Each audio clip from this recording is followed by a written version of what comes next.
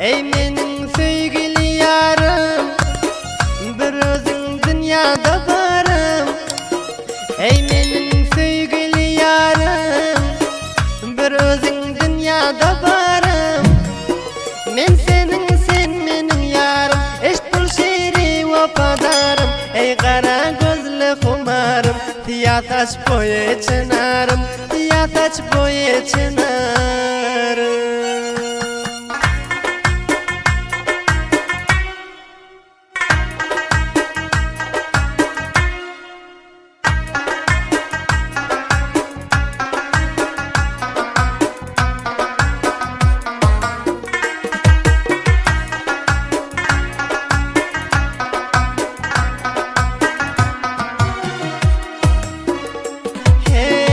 Sana bağlanan bul yürek, senden başkalar bir gerek.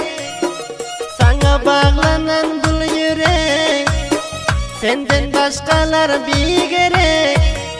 Biliyorsun mu ey dokterek, boyların misli akterek. Sen bana, men sana gerek, sen misli perişte melek, eşirin sözlü kandule.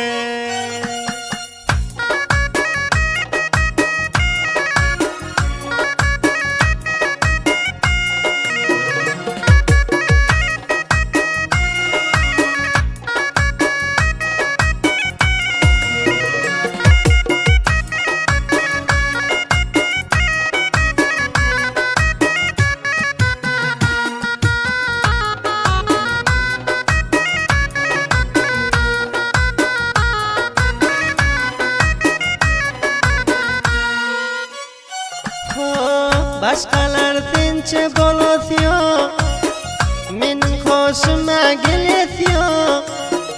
Başkalar sençe bolosyo, menin hoşuma gelesyo.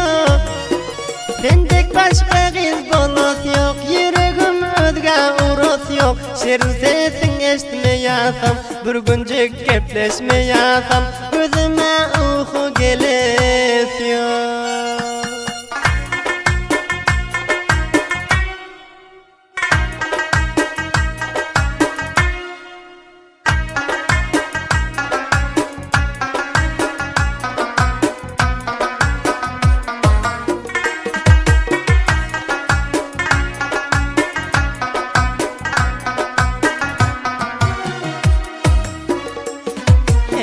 Şaircıma geldin şiire, sen Habibullah'ın hire. Şaircıma geldin şiire, sen Habibullah'ın hire.